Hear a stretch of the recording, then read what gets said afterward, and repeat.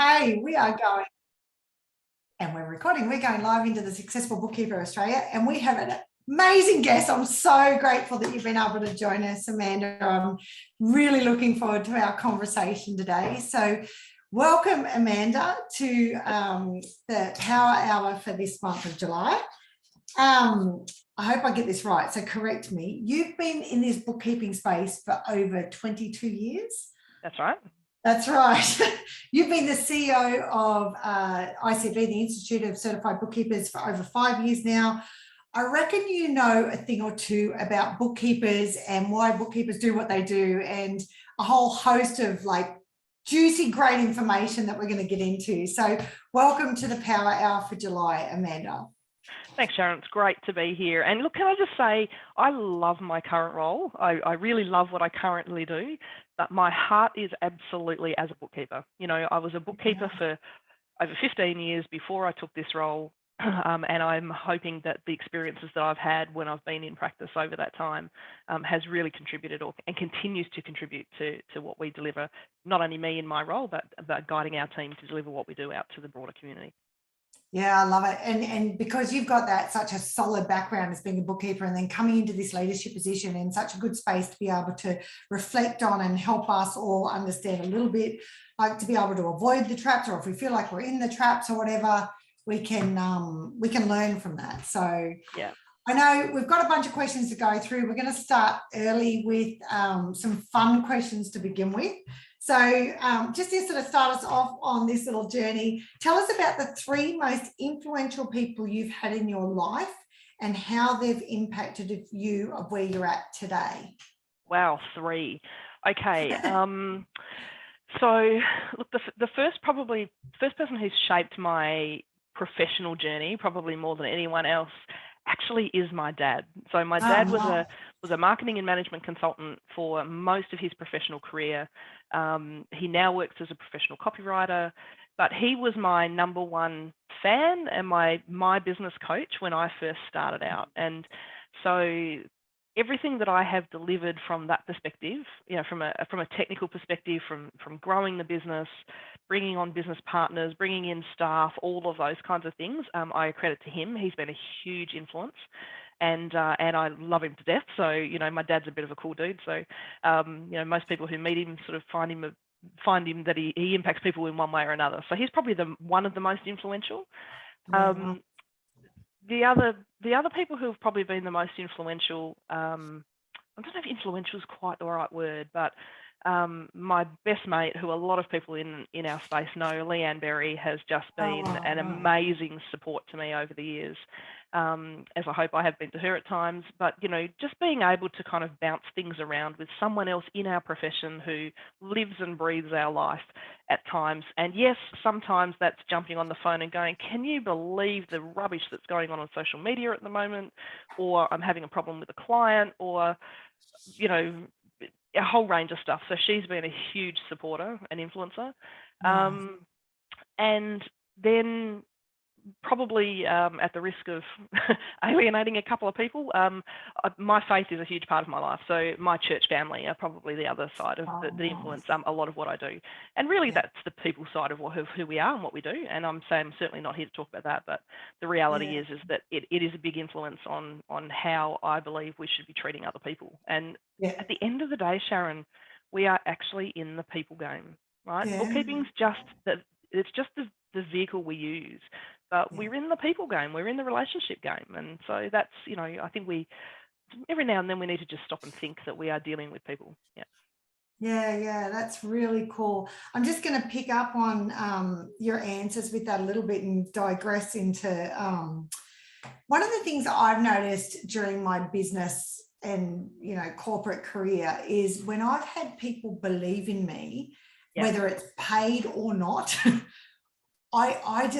I feel like it just elevates me. And when somebody says, you're doing a good job, Chaz, or, hey, what do you think about this? Or, so when you think about your dad, Leanne, and the church, do you feel like that's been a big part of what's been really good for you, that you've had somebody that so believed in you, like with what you said about your dad, that's really enabled you to take courageous steps that perhaps without that you would have kind of thought, oh, well, I'll still do it, but it's given you the courage to do that? Absolutely. And for Dad and Leanne, no doubt, right, or any of those, but particularly Dad and Leanne, there were plenty of times where, I've kind of had a hand on my shoulder and they're like, hey, you've got this, right? Because one of the things I think we struggle with big time in our space is this concept of imposter syndrome, right? So, am I good enough? Am I delivering what I need to? Am I ticking all the boxes? Am I keeping everyone happy? And so we think about ourselves last. And so sometimes someone just put a hand on our shoulder and go, you know what, just breathe for a minute. You're actually doing okay. And that's not only when we're under stress, but it's also too when if I think about, think about the day that I sort of really realized that I'd built this business, when I was in practice to what it became. And the one thing that I realized is someone sort of said to me, hey, do you actually realize exactly what it is that your business does, or what it is and how it's structured and how well it's doing? And what I realized was that I didn't actually stop long enough on my journey through that to stop and go, you know what, actually we're doing some really good stuff.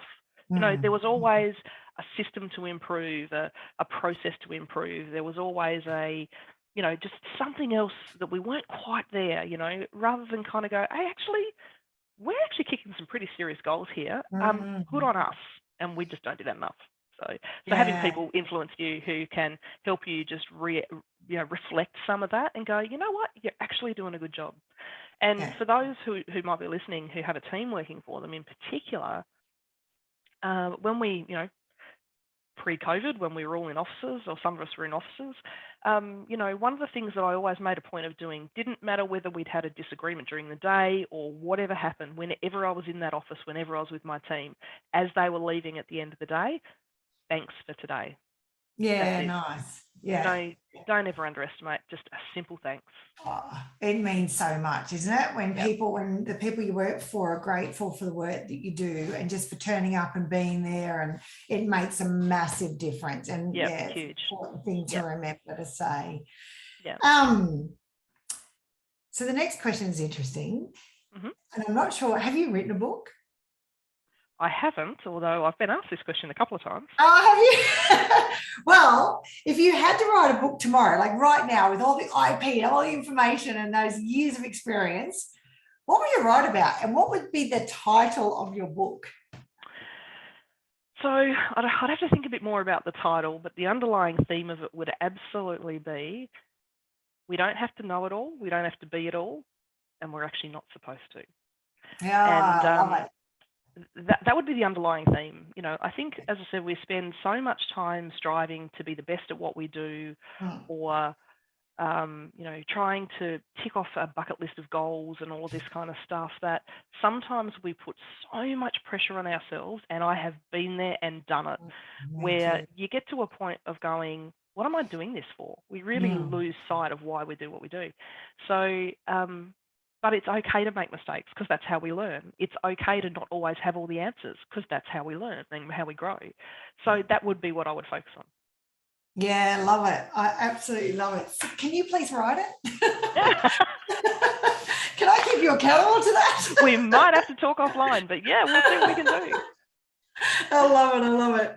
Okay, so now let's get into the nitty gritty, Amanda. So I've done some research, not about your book, obviously, but I have done some research around what the topic is. And obviously our topic is just one more hour. So when working too many hours for too long doesn't work. So I've read that in some weeks in your business, when you were growing it, you were working 70 to 80 hours a week. That's massive.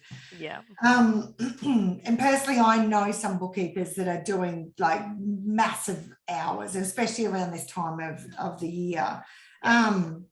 How long were you able to keep that up before you started noticing signs, like the little telltale signs that you knew that this is just not working? So it took me a while to learn the lesson, unfortunately. But can I just say at first that we all have times in our lives when we need to put in that extra time, right? So and now's one of them, right? We've got a window of four to 6 weeks really, where we've got STP finalizations to do, and it's a busy time of year, and that's okay. for short, sustained periods of time, but it's not okay in the long term, right? And that was the problem that I made. So I suppose there are a couple of really subtle things that were the first indicators for me. The first time I noticed it for myself was because at the time I was like, well, I'm building a business. I'm in business for myself. This is just what you do. Like being in business means big hours. So kind of, suck it up. But the reality is that, so as I said, even though it was, well, this is just what you do, things like friends started stopping contacting me, right? So I remember there was one time where it was a friend's birthday, and the friend had actually, they'd arranged a dinner to go out with a few people, and I heard about it kind of secondhand. No one had sort of said, oh, look, hey, we're all going out for dinner for this person's birthday. Would you like to come? And I was like, hey, I didn't get an invite for that. And they were like, well, we were going to ask you, but you're always working, you're always busy, so we didn't bother. And I was like, wow, that's a bit of a kick, really. So, I sort of stopped getting invites to things. So that was kind of probably the first thing that I really noticed, because I was just so focused. And look, and I genuinely loved what I was doing. So, you hear people say all the time, well, it's not work if you enjoy it, and I did genuinely love what I was doing. But that was probably the first kicker. And the reality was, like, I maintained those. I did that for somewhere between 6 and 7 years. I did those kinds of hours. And like, I look back on it now and I'm like, who was I kidding? It was never going to be sustainable in the long term. So as I said, I suppose the learning out of it is, there are times where we're under pressure or we need to get stuff done where we'll do big hours, but it's just, you can't do it on a really long basis, and realize that you can still properly service everyone, because you kind of can't. You're not operating at your best when you're tired. It's as simple as that. Yeah. Wow. Okay, cool. So what are some of the early telltale signs that the workload and hours might be heading us down a dangerous path if we keep going? So if you keep going along that path, what are those things that I guess are saying, okay, it's dangerous now, we shouldn't be continuing on? Yeah.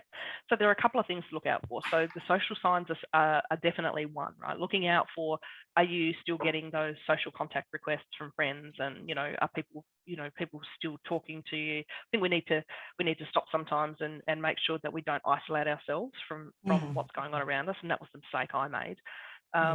But also too, some of the physical signs are things like you might be sleeping as well. So I know I would go to sleep because I was just exhausted, but I wouldn't stay asleep. My mind would be racing, so I'd wake up after a couple of hours. So so really just watch your sleep patterns is a really simple one to look out for. Also to watch your habits with your food. Like, are you just grabbing stuff on the run because you just simply don't have time for anything? So there's some of the telltale signs to watch out for. Other things to watch out for is, are you starting to miss stuff that you probably wouldn't normally? So I know for me, all of a sudden my email inbox went from having, half a dozen emails to having 24 emails in it. I was missing returning someone's phone call, or someone would ask something of me and I'd forget. So it's those kinds of things that we really want to be looking out for. Also too, again, if you've got a team working with you, how are your team responding to you? So I had one of my staff who literally came in, walked into my office one day, shut my office door, which never happened, and sat me down and said, look, I know I had a good enough relationship with my staff that she felt she could do this, but she walked in and she sat down and she went, look, I'm just going to lay it on the line. You're actually not a very nice person to be around at the moment. You're crabby all the time. You're not sticking to meetings. What's going on? Like, there's clearly you need a break. So there's kind of some of the key things to look out for on a day-to-day basis. Yeah. This is a bit off script, but what I've noticed with coaching bookkeepers and accountants is sometimes because the natural sort of growth of a bookkeeping business where you just keep getting referrals and you keep getting busier and busier and busier, and you've got to make that courageous decision to start looking at hiring. I don't know, for you, like, what was the catalyst for you to go, yeah, no, I've got to hire somebody? And was it a big thing for you to make that decision? And if it wasn't, how did you get your head into that space to do it? It was huge. But Oh, so great. when I got to the point that my workload was starting to get, bigger for just me, I had to really sit down and say, why am I doing this? What am I trying to achieve out of this, right? And part of that was looking long term. So it was, okay, so I have to make a decision. I'm at the point now I have to make a decision. Is this just about me sustaining a certain lifestyle? Or am I trying to grow a business or grow an asset that I can potentially look to sell down the track? So that was the critical point for me of going, right, I have to make up my mind. Am I going to go one way or the other? Because if you kind of weigh in that area for too long, then you can miss opportunities. And again, that's when you start to find yourself under ridiculous amounts of pressure, and that doesn't help anyone. Yeah. So, but I will never forget when I hired my first staff member, I actually went to a training organisation. To be fair, that was in the days where we were all still doing manual data entry. But I went to a training organisation and I said, I just want to hire someone on a casual basis who can come and do some baseline data work for me. And that way, the arrangement was such that if I didn't need him that week, I could actually just ring the training organisation and they would reassign him somewhere else, right?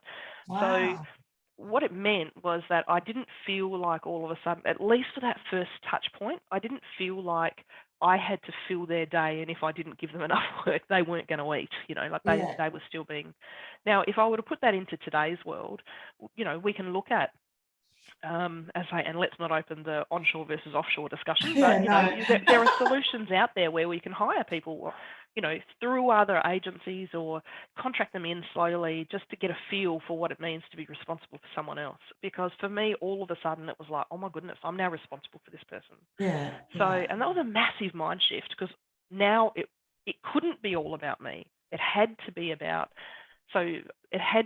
me and them and whoever else came on board. Now, that has to be a balanced conversation as well, let's be fair, because, we all talk about small business owners, and that's what we are particularly when we're getting to the point of hiring others, and they become friends and family, and so it does have to be a really balanced decision. But it was a huge decision for me to make. But that was at the point. It was going, okay, I have to make the call. Am I looking to build a professional business, or is this just about me looking after me? And there's nothing wrong with either of those answers, by the way. But you have to be really clear on what it is that you're trying to achieve out of this business arrangement.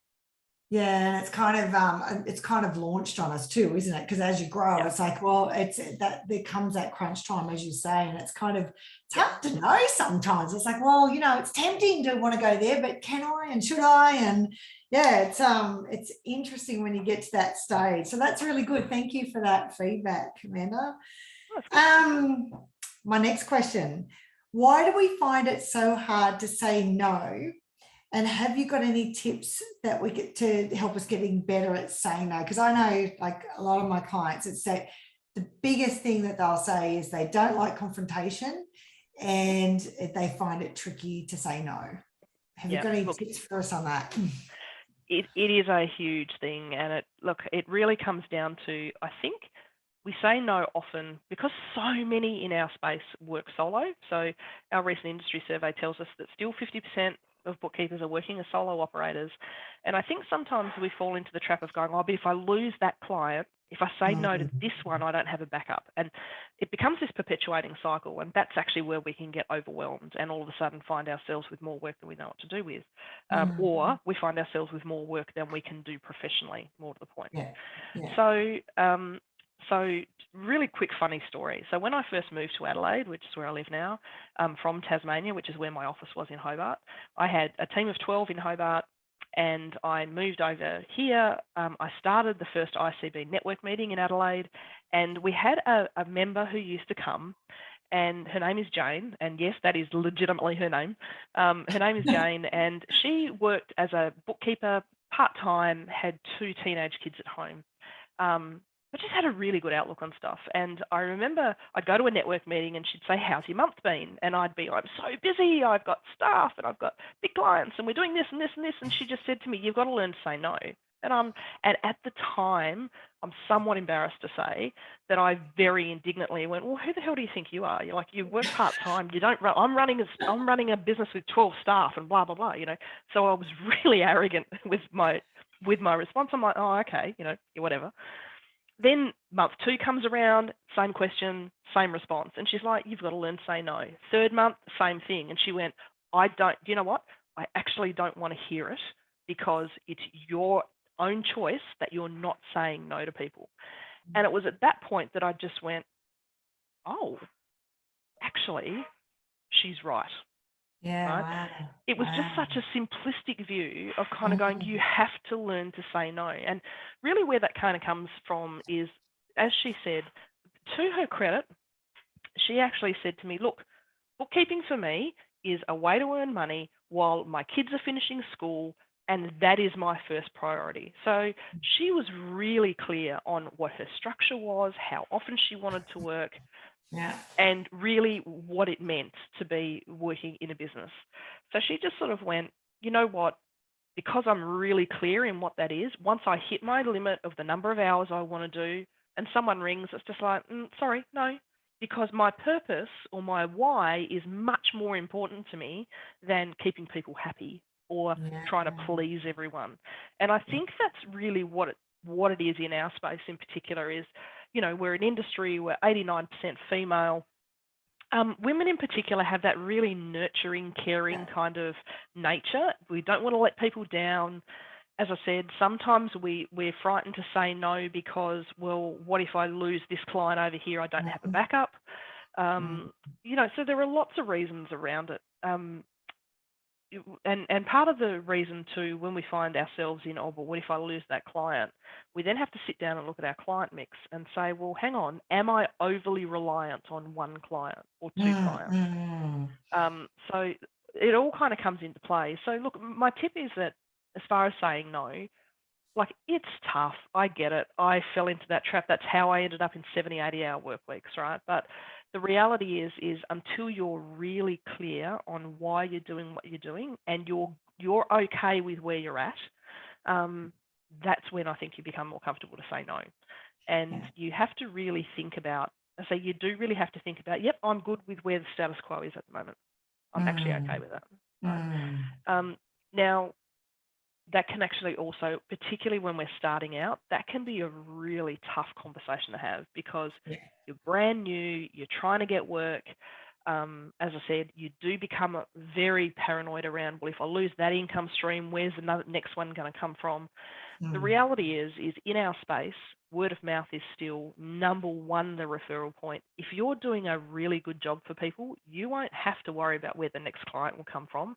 And in my experience, every time one dropped off, a much better quality client would turn up. Always. How often do you hear that, Amanda? Yeah, I hear that so often. As soon as like it's getting rid of those clients that perhaps aren't as favourable for us, and then you know you build up to that decision, and then you say, okay, well, however you do it, and then I hear it all the time. It's like, okay, a better one filled it, and it's like, we kind of put off that decision a lot of the times because we are fearful of that. And that's really good feedback. And it's kind of like making sure that we recognize that we've got to put ourselves first and not sort of like, and that's really recognizing if we put ourselves first, that's when it kind of pushes us into the space of being courageous enough to say no and really sort of like, you know, putting the mirror up and going, can't do this. I've got to take care of me first. Because the thing is if we say yes,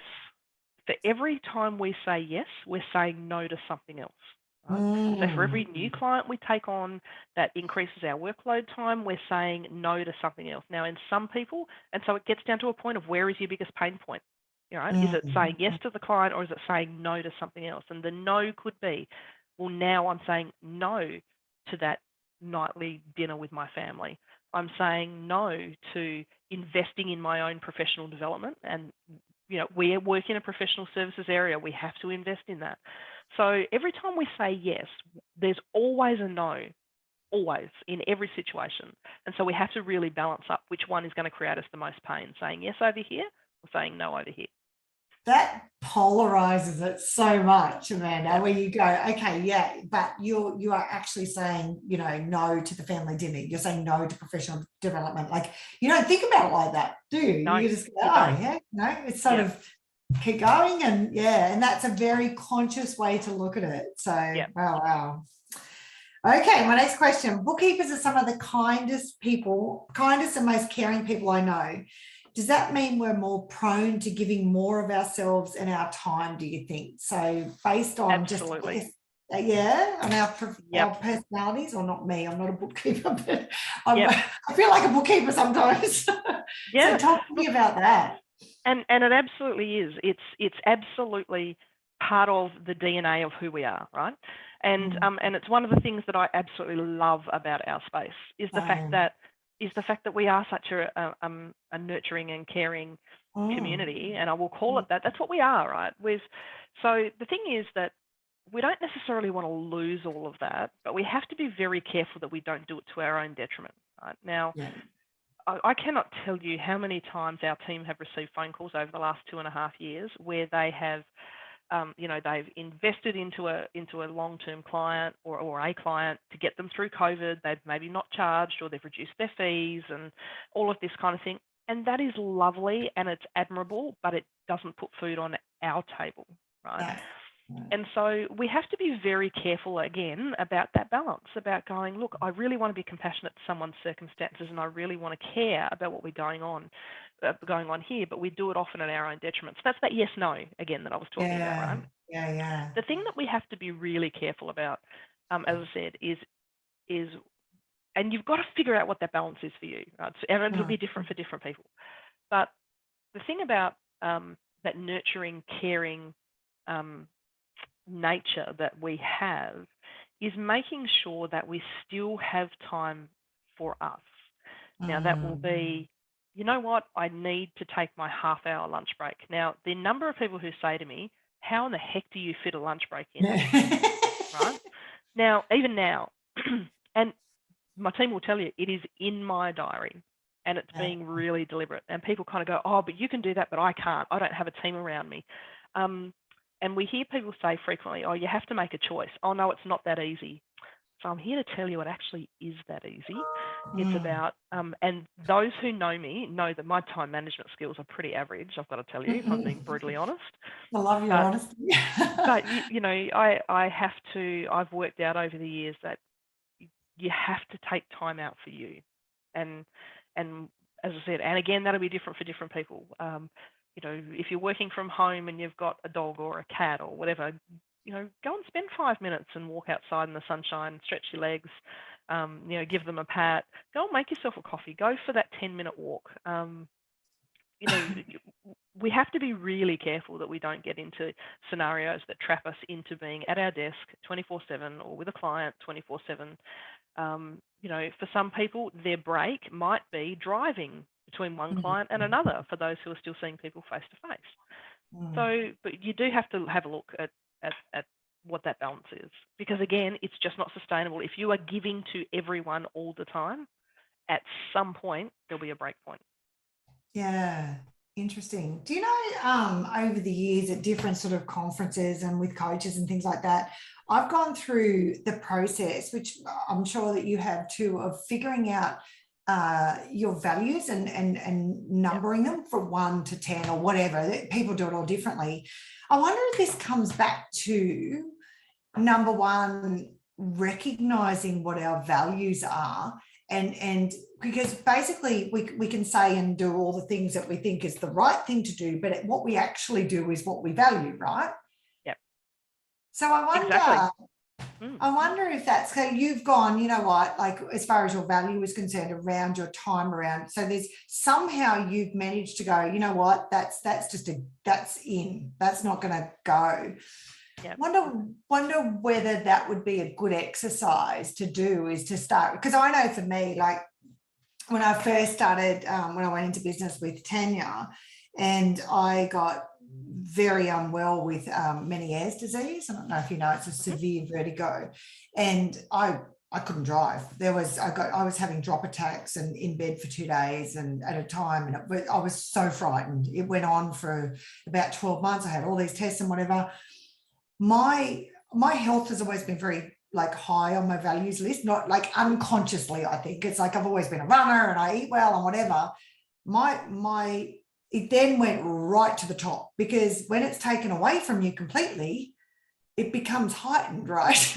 Yep. So now I think through the filter of health is my number one value every single time. And it's like, I don't even consciously think about that anymore. I just know what it's like not to have it. And I don't ever want to go there again. And I know that was triggered by stress and a divorce after 26 years and all that sort of stuff. So yeah, it's interesting. I think that's that the values might drive our behavior to a certain extent. Look, I think they do. And the one thing that I have lived by for as long as I can remember, but became really heightened, particularly when I first started to build a team and working with other people. And then, what I realized is this extends to everyone. And the reality is my number one core value of everything that I do is treat people how you want to be treated. Nice one. But that also includes you.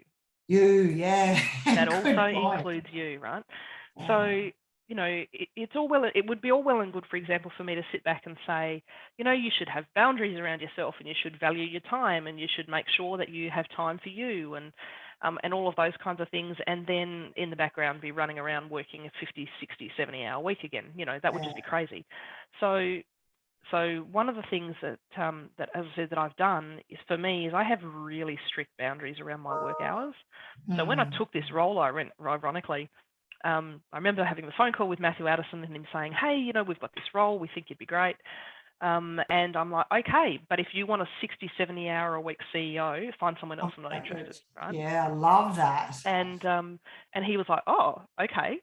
And I do. My average working week now would be between 40 and 45 hours. There are weeks where it goes through the roof. But the reality is that it sits at an average of about 40 to 45 hours a week. I manage to achieve everything that I need to achieve.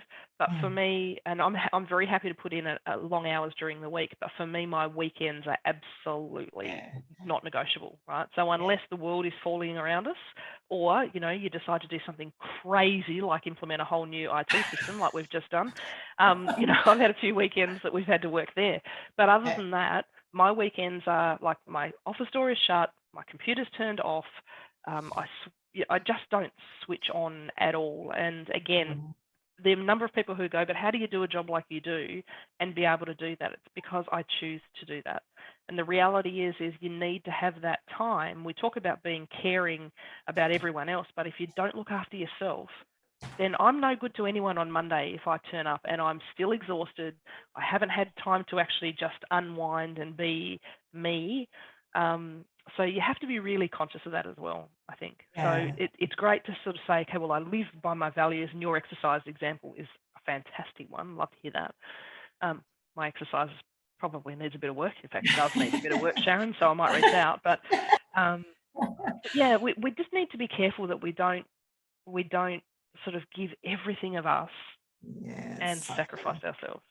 Yeah, it's such an important point for sure. So but it's also, Sharon, it's also what makes us good at what we do. Yeah, I know. It's a double-edged sword, isn't it? Our drive and determination, wanting to give and do better and all of that sort of stuff. So it's a real balance, isn't it? And it's good to hear people like what conversations like what we're having now, just to help I guess solidify, I do that. And then it's just being, I guess it's putting the mirror up and being more conscious about it consistently, I guess. So okay, the next question. Based on your journey, what's one piece of advice you'd give to somebody starting out in our industry? So a brand newbie, what would you say to them?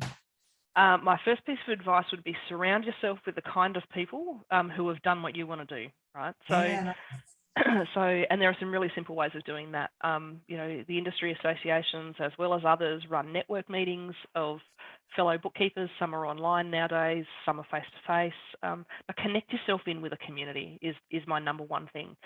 As I said, we are about people, right? It's as simple as that. And when you look at the demographic of who works in our industry, right? So again, our industry survey from last year showed us, you know, average age, so 89% female, average age 53.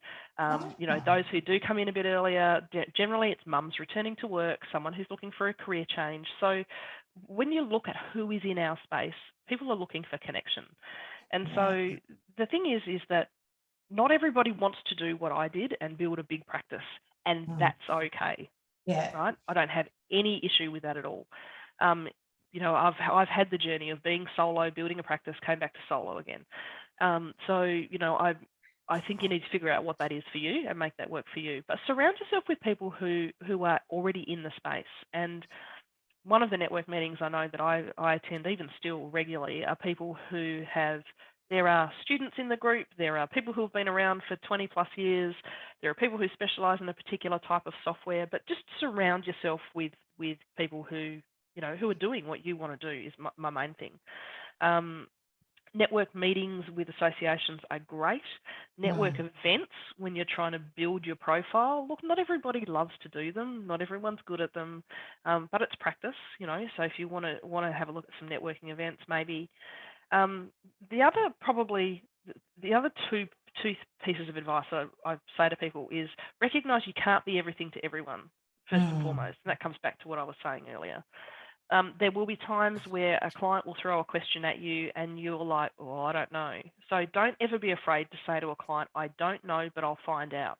Now, that doesn't necessarily mean that you have to come back to them with the answer. It might be you sourcing someone who they can go to get the answer. So it's really important to understand you don't have to know it all, and you're not going to know it all. So just surround yourself with people who can help you out. And then probably the third piece is don't own a client's non-compliance or non-interest in their accounts, right? Because it's their business, it's not yours. And this comes back to our caring, nurturing, but we want to make sure our clients don't get into trouble. At the end of the day, this is their business and they have to take some responsibility. So yes, we do everything we can to keep them compliant. But at the end of the day, if you have, you know, provided the information, it's been done on time, it's been done to a good quality, and you are pushing your client, and for whatever reason they push back, that is not your problem. And we've got to be so careful that we don't own that.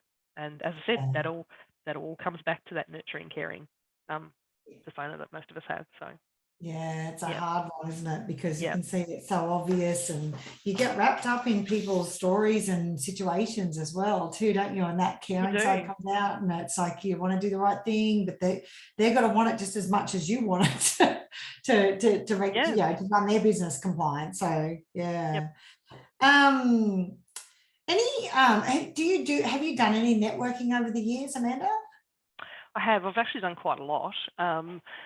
So what I worked out, most of my most valuable business networking connections that I made, interestingly, were with accountants. So I spent a lot of time. The thing to remember is that you need to understand why it is you want to network. So what are you trying to do? Are you trying to network with other like-minded people for growth and development? Well, that's your network meeting scenario. And I know at ICB, we run over 90 network meetings a month right around the country. Oh, wow. And as I say, and I know the other associations do them as well. But so, you know, that kind of networking, as I said, that's where peer-to-peer networking is great. Yeah. Then you actually have, okay, so look, I'm networking because I want to build a foundation of people who will be good referrers. So for me, that was the accounting space. Worked really well for me. The thing when you're working with accountants is that we have to understand that we have a skill set, they have a skill set. I'm not saying never shall the twain meet, but it's really important to work with accountants that value what you do, and that you can come to an agreement as to where the line in the sand is, right? So it becomes a real partnership. So for me, you know, networking at a couple of accountant-centric events, because that's who I wanted to build connections with. Yeah. If you're looking to network to try and find clients, well, then that's when something like the more formal networking events of the BNIs of the world and those kinds of things. So like anything that we do, you just have to be really clear as to why you're networking. You have to understand what it is. If it's just about, if it is about, you know, oh, look, I want to get clients, well, is your business your local chamber of commerce or your local, business enterprise centres or equivalents, whatever they are nowadays. Is that where you go to try and find work?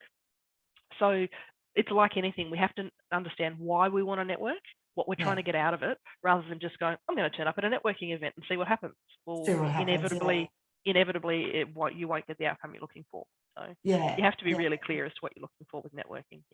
Yeah. How do you get over your nerves? Because I know I'm part of my coaching is that I try to encourage bookkeepers to get out and network and so. Sorry, I'm taking this down a sales line because but just quickly, how did you get over your nerves to do that? Because it sounds like you've got a lot of experience in that area. So there's no trick to it. I found it's a confidence. It's having a confidence in who you are. It's having a confidence in what you do, right?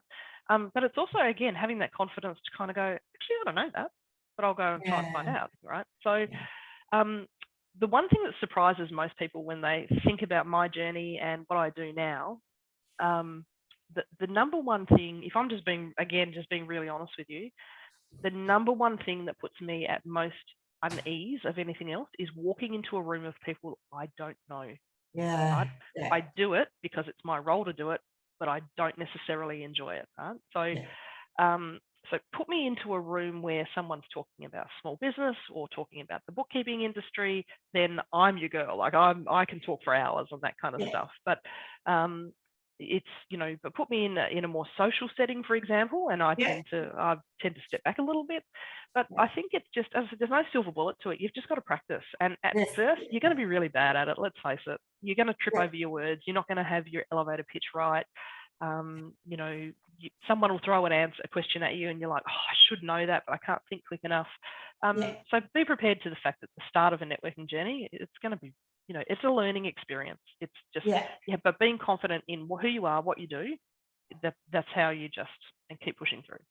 It's so true. I know, like I'm the same. I walk into a room and my heart's just pounding. I don't know if anyone's like naturally comfortable in those sort of spaces, but I used a strategy where I go and talk to people, but if you're looking around, you can always see the people that are coming in that are a little bit nervous, and I'd always like, come over and meet such and such. What's your name? My name's Sharon. And just that process in itself to invite people in calms my nerves. That's like my strategy. Even though I'm trying to be nice to people to bring them in to make them feel comfortable, my action of that makes me feel comfortable. So it's interesting, isn't it?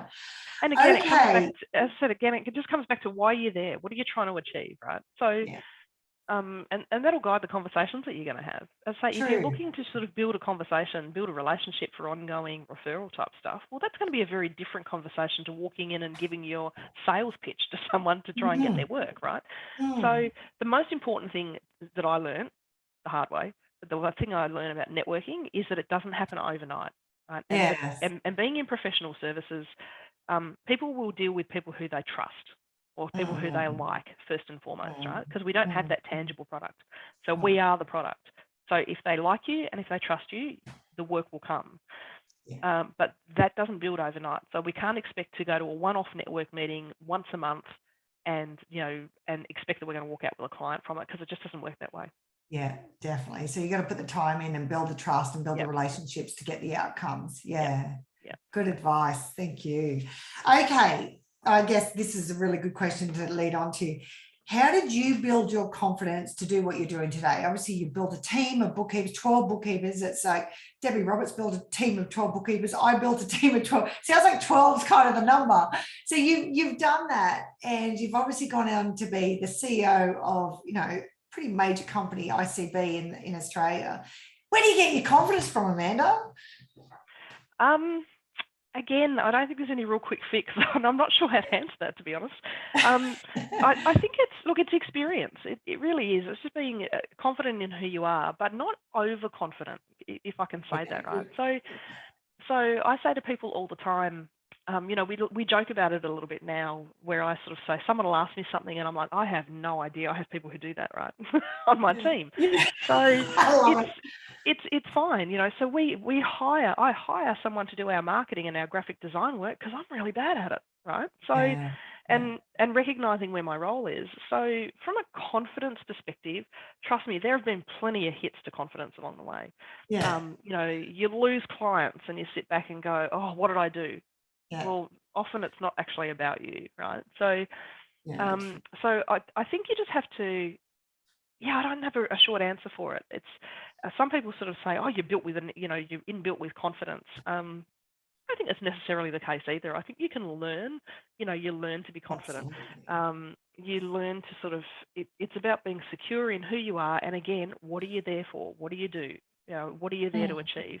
My confidence in what I do now with ICB, I've spent a lot of time, pretty much since I started with ICB, building my team around me. Because the reality is, like, I don't deliver day-to-day services to ICB members, but my team do. So having the confidence to lead them, and sometimes it's going, you know what, I'm going to make a call. It mightn't be popular, and it might or it might not work. But sometimes you've got to realize that you're going to make mistakes. You are going to get stuff wrong. It's just about how you get up and dust yourself off and move on to the next thing. So I think, you've got to be very careful not to be overconfident and come across as being arrogant, because, as I said, the reality is, I'm not ICB. My team are ICB. My role is, is to empower my team to make sure they have the confidence to deliver. So for me, it's been, really early in my journey, even back when I was in practice, was it couldn't be about me. It couldn't be an ego thing about me. Otherwise, it was never going to work. But someone actually said to me, surround yourself with people who are smarter than you. And I love that, and hence why I say that's why we hire someone to do our graphic design work, because trust me, you would not want to see the stuff I come out with. I love it. So, but I heard a quote, a number of years ago by someone who some people listening at least will have heard of. That's a guy by the name of Simon Sinek, and I'm a huge fan of Simon's leadership qualities, mainly because they're all people-centric. Everything is about people. But there's another gentleman who I follow. He's an American leadership coach. His name's Craig Groeschel, and he's got a quote that I just love. And he actually says, people will follow a leader who is real rather than one who is right. And what I've worked out over the years is that applies equally to your clients as what it does to a team that you're leading. So, but again, be real with people. Don't be afraid to go, actually, I don't know. And I think that's where, and then confidence just comes from experience, I think. And that's that authenticity really shines through with people. And if you're willing to say, I think that's where it's, if you're willing to say I don't know, it's a big thing, isn't it? I was just thinking too, the irony of confidence is, like, I know for me that, like, as you start sort of taking more courageous steps, like you step out of your comfort zone and then it works, and then you go, oh, that worked. And then you do a little bit more and then you go, shit, and then something doesn't work. And then, but if you keep kind of pushing, it's like, holy moly, like that worked. And then, like, it's actually the act of keeping, like, just nudging yourself up, and then you go, oh wow. And the other thing I want to touch on too is that for me, and it, to go right back to what you said at the beginning with your dad and Leanne and the church, that when you surround yourself by people and you sort of pushing out, you've got that background of people going, you got this, you're all good. And then that starts sort of really helping you develop that confidence to have the courage to take one more step and one more step. So, and look at, and momentum builds momentum, right? So as you say, it's you'll take one step forward, and at one point you'll take 4 steps backwards, because and that is a confidence hit, and that's okay. We're allowed to have those. What I really encourage people not to do is to sit and let that define who you are. It's about how you get up and dust yourself off and go, you know what, this is all part of the game. I've just got to now, okay, so that didn't work, I'll try a different approach. That's absolute key, is not to stay in that space and gee whiz, it's hard sometimes, isn't it, when you get that kick in the guts and you go, seriously, really? Absolutely. I've been there on more than one occasion. Same. Yeah, it's amazing, isn't it? Okay, I'm loving this conversation. Okay, so who has been your most important professional mentor that you've had over your career? So I think I alluded to at the start, like Dad was an amazing mentor for me. Like I was very fortunate. Now people kind of, I've had a few people say, yeah, but he's your dad, he's meant to help you out. But the reality is if I go further back into my history, my dad and I were estranged for a lot of years. I actually didn't really have a lot to do with my dad growing up.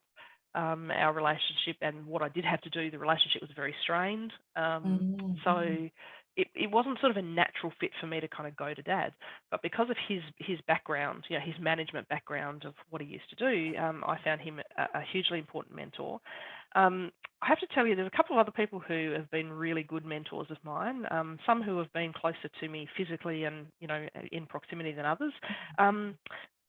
Matthew Addison was great with me when I was trying to build my business because, again, it was very new. Bookkeeping businesses didn't kind of really exist back then. So Matthew kind of helped me navigate a whole heap of stuff. So he was a great mentor, and still, even in my role now, I still rely heavily on his counsel. So he's been great for me. And then if I want to step a little bit further off and think about not so much people who have been long-term mentors, but people who have been mentors for a season or for a period. And I think that's really important to recognise is that people will come into our journey and sometimes they'll be there for the sustained term, like, in my case, Dad and Matthew. But in other times, it'll be someone that'll just come in to help you get over a particular hurdle that you might be looking at. Yeah. And so I've had a couple of those as well. I was very, very fortunate through a really roundabout way back in my early career of getting to meet with Bob Ansett. And for those who don't know who Bob Ansett is, he's the original founder of Budget. He was actually his dad, who was the founder of Ansett Airlines. So, but Bob Ansett was the founder of Budget Rent-A-Car globally. And so I was very fortunate to spend half a day with him. And he was the one who sat me down at the very, very start and said to me, why are you doing this? And what do you want to get? What are you trying to get out of it? And, I'm like, oh, I want to build a bookkeeping business that can help sustain me. And he went, no, stop.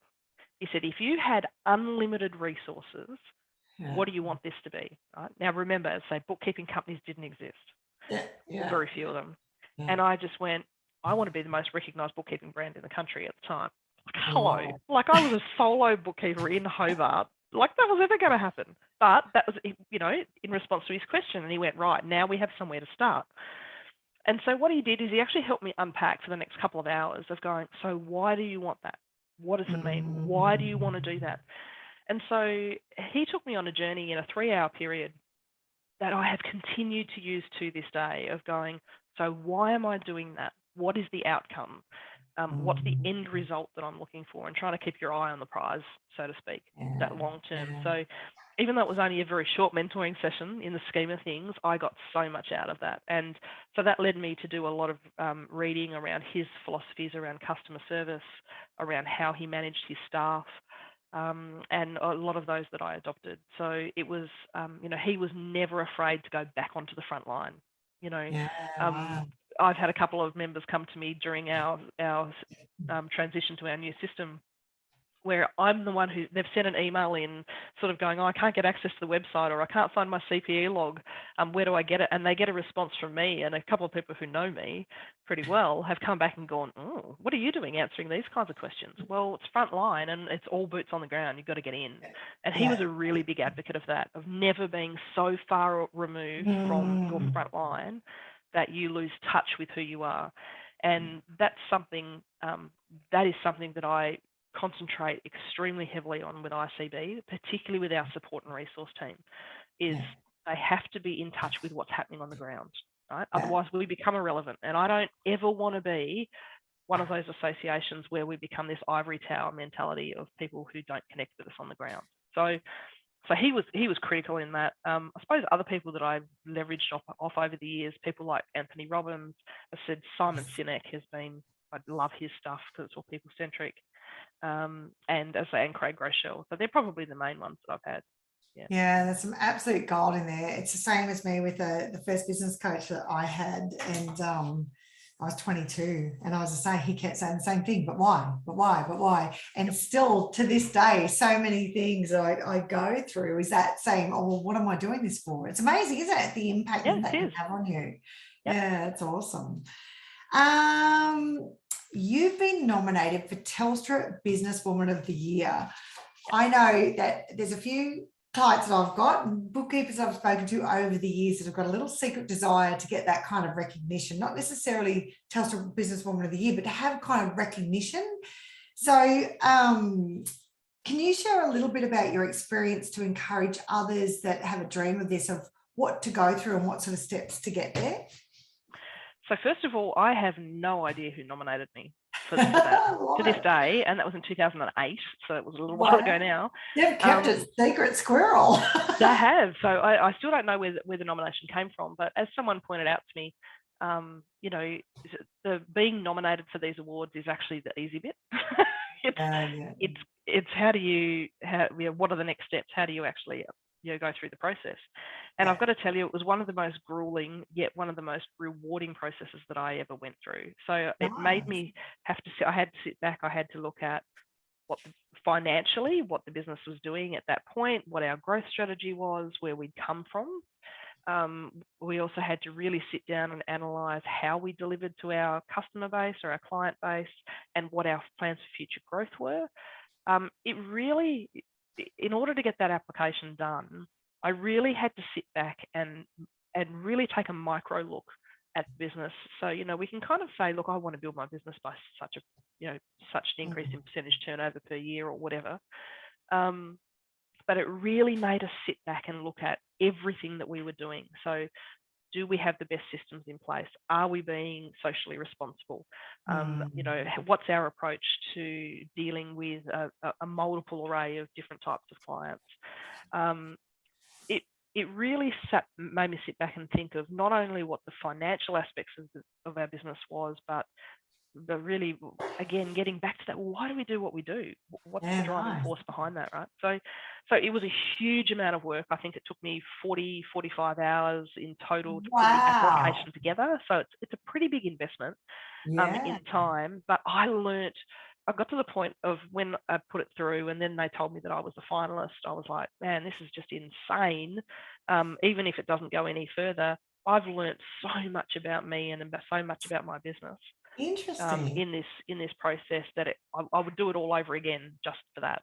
It was just it really made you sit back, and we don't do that enough. We don't sit back and take stock enough again. And that was the point where, as I said before, where I sat down and went, we've actually done all this really cool stuff that we've never sat down and really celebrated. So yeah, it was great. It was a great experience. I say extremely taxing, but I would do it all again. Absolutely.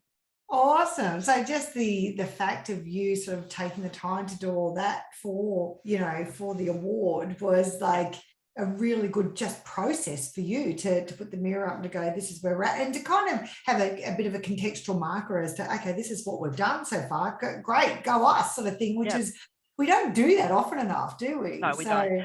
Yeah. And for me, it wasn't about winning the award. It was, it kind of got to a point that I learned so much about who we were that the award would have been lovely had we actually, had we won it.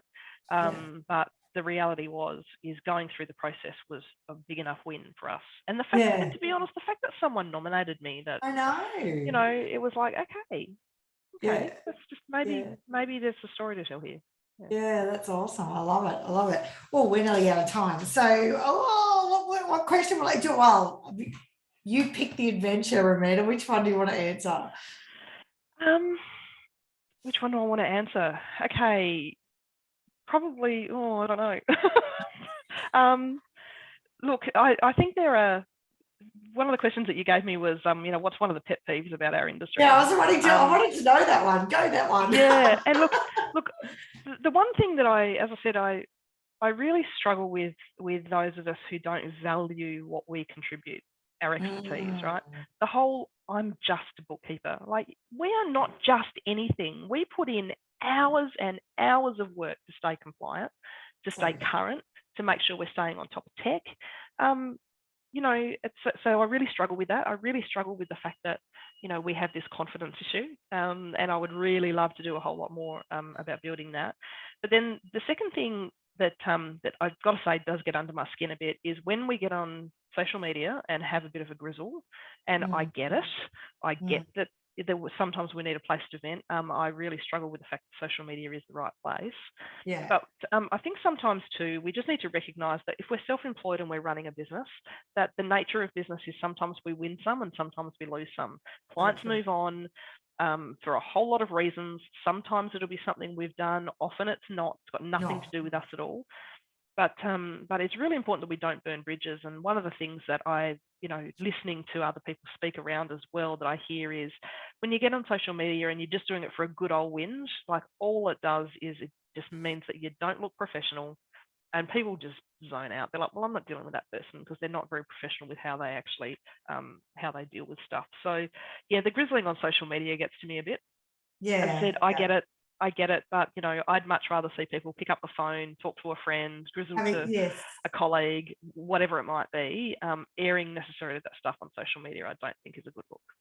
Yeah, and there's always, I think there's forums for that, like if it's a small group or just to download, because I think sometimes we all have that, but once it's out there like that, and it can kind of bring other people down as well, can't it? It's like, and it's, sometimes it's completely out of context as well, like because we don't know the whole story. And I've got to agree with you there.